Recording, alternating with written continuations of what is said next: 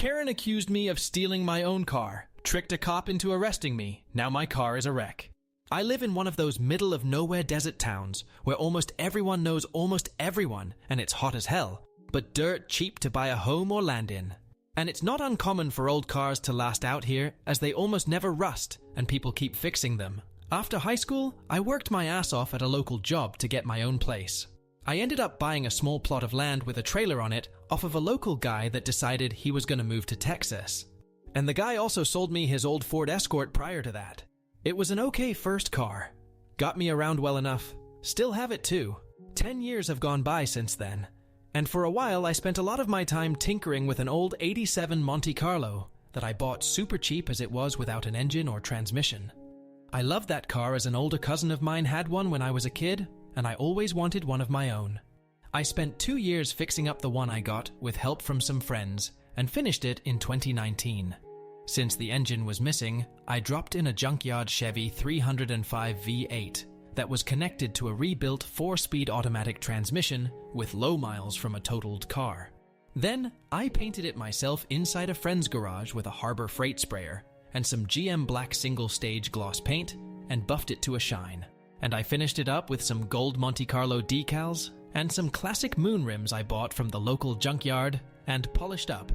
I also partially redid the interior by replacing the seats and put in a custom steering wheel. I'm not really a mechanic, but my friends all helped me, and online how-to videos on my smartphone really helped as well. The car was fun to drive and looked good, and I kept it in good order. That is until this mess went down. Now I didn't really trust some of the local law enforcement out here before, and this gave me even more reason not to. A lot of the cops around here are barely qualified for the job. They are practically hired with a handshake and just told to play Doom for training. Granted though, many of them are really nice. The sheriff is even kinda a friend of mine, but he's really one of the only competent ones there. Most of the rest really don't do their jobs very well, especially whenever a new one gets hired on, like a guy that went out of his way to move to my town just to get to be a cop. In this case, he was the nephew of the sheriff. He even brought his own Crown Vic with a loudspeaker to drive around town in. Let's call this guy NC for nephew cop since he was the sheriff's nephew. NC and I didn't know each other personally yet, but I was aware of him. He was dumb as a rock and high on his own ego. He was like Barney Fife, and John Cena had an illegitimate son together because he was a tall, strong-looking man that was always giving people creepy looks and patrolled on foot up and down Main Street with a clipboard in hand and a big grin on his face. He also liked to publicly flex his muscles in front of people. One Saturday morning, I took my Monte Carlo out to meet a friend, but they ended up bailing because of a last-minute issue with their girlfriend. I thought, meh, no problem. I'll just get some fast food and go home. I went to the local burger place and got a meal to go, and as I was walking out, there was a lady outside looking over my car. She was bent over in a very short skirt, and not gonna lie, I enjoyed the view. People would stop here and there to ask me about my car and where I got it. I usually don't mind talking so long as they are polite, though this woman ended up anything but. She was curvy and good-looking while wearing a black miniskirt. I'm guessing early to mid-30s or so, not really sure. I asked her if she liked my car. She stood up, took one look at me and snickered. I asked her what was so funny. To get an idea of what I looked like at the time, I was a skinny guy with a scraggly beard and was wearing a faded AC/DC t-shirt with the sleeves ripped off, along with worn-out cut-off denim shorts and flip-flops. I guess she figured I was poor or something, so she was probably judging my appearance. She looked me up and down in a very obvious way, and then said, "There's no way this is your car. You couldn't possibly afford something this nice." Now, I have a tendency to get sarcastic or snide when people make assumptions about me, so I said back, "Oh, really, lady? The title is in my name, and these keys right here in my hand say, I'm the owner too." The Karen just glared at me as I put the keys in the lock and began to open the door. I looked behind her and noticed an beige 90s Volvo with a missing headlight and had out-of-state plates on it, parked not far from me. I put 2 and 2 together and laughed. "Let me guess, lady, that's your car over there?" She started to turn beet red. I laughed and said, "Oh, don't be ashamed. Those things aren't lookers, but they'll run forever." I figured this was over, but as I was opening my car door, I suddenly felt her nails digging into my shoulder. She was screeching so loud, my ears were hurting. And before I could turn around, she kicked me between my legs from behind with a high-heeled shoe so hard I collapsed in agony. And true to my luck, North Carolina drove right up because he'd heard her screeching from down the street during his noon patrol. As soon as NC was out of his car, the Karen ran to him crying and saying that I was a carjacker that was attempting to take her new car. I wasn't looking at either of them, as I was on the ground wincing in a fetal position from the pain. The next thing I heard was NC yelling, "Put your hands behind your back!" And then I was being pinned down by his knee on my spine and forcibly cuffed. I tried telling NC that I knew his uncle and can prove I am the real owner of the car. But he called me white trash and told me to shut up. Then he picked my keys up off the ground and actually handed them to the Karen. Then he seemed to do a hero pose while she gave me a shit-eating grin. No matter what I said, NC wasn't listening to me because he fully believed her. And then I had to see Karen start up my car and drive off with it. My heart sank as I watched it sail down the road with her flipping me off. Then NC dragged me back to the sheriff's office. I'd hoped his uncle was in, but just my bad luck he was out to lunch. So NC put me in the cell and told me to keep quiet. I was pissed, but I knew I wasn't going to make my situation any better, so I just waited. And during that time, NC kept giving me looks of contempt. At one time, he walked across the cell with a nightstick, grazing it against each bar, like he was trying to intimidate me.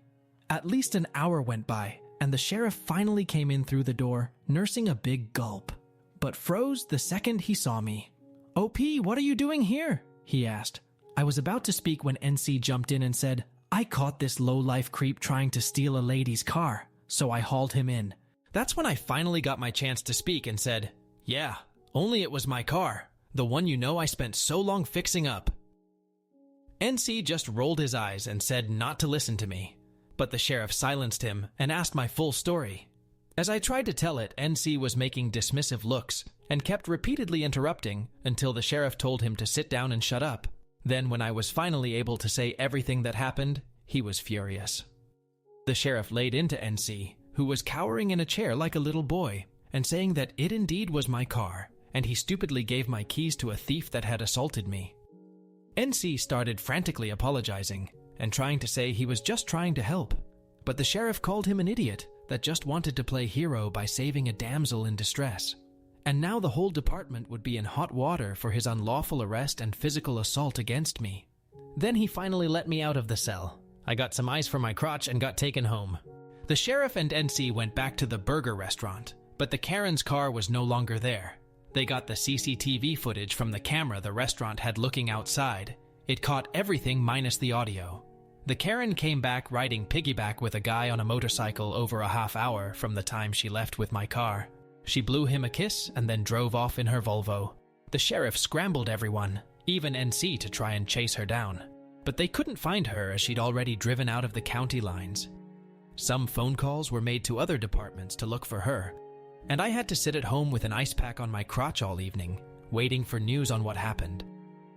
A couple days later, my car was found just a few miles out of town. The Karen had broken all of the windows with what I'm assuming was the tire iron, and then put the car in neutral and let it coast down a deep rocky hill, which rolled it into the bottom ditch, which smashed the front end and warped the frame. It was completely totaled. I wanted to cry from the sound of metal grinding on rock as the tow truck pulled it back up. NC was there too, and he couldn't even look at me the entire time. My insurance also didn't want to cover the car, so the sheriff's office was made to pay me the value of my Monte Carlo instead, since NC let it happen, which was only about $5,000, though that was honestly close to what I had into it, since I did almost all the work by hand with the help of friends. NC also paid me another $2,000 for my trouble, and said it was most of his savings. The Karen was caught at a motel estate over some time later and arrested for soliciting prostitution and drug possession. Grand theft auto was just one of many things she was charged with. I got on a video call just to see her in court and testify. She looked like a wreck the whole time because she knew she was screwed. And it wasn't long before she was pronounced guilty. She got 10 years behind bars with no possibility of parole. As for NC, the sheriff all but begged me not to sue him because he was his nephew, and he promised his sister he'd look out for the guy.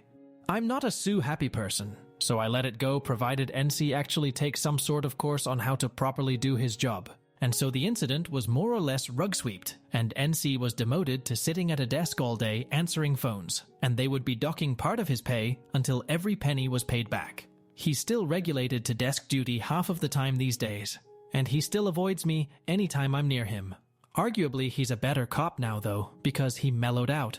As for me, it took some time, but with help, I finally located a replacement Monte Carlo project car with a clean title.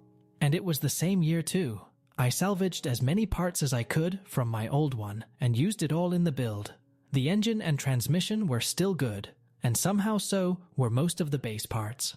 And the sheriff personally came by to help my friends and I build the new car in his downtime. It took a year, but now I've got a fresh-looking Monte Carlo that looks just like my old one. You'd never know they weren't the same car. I've made sure to have better insurance this time around, and I'll be damned if I ever let a Karen near my car again.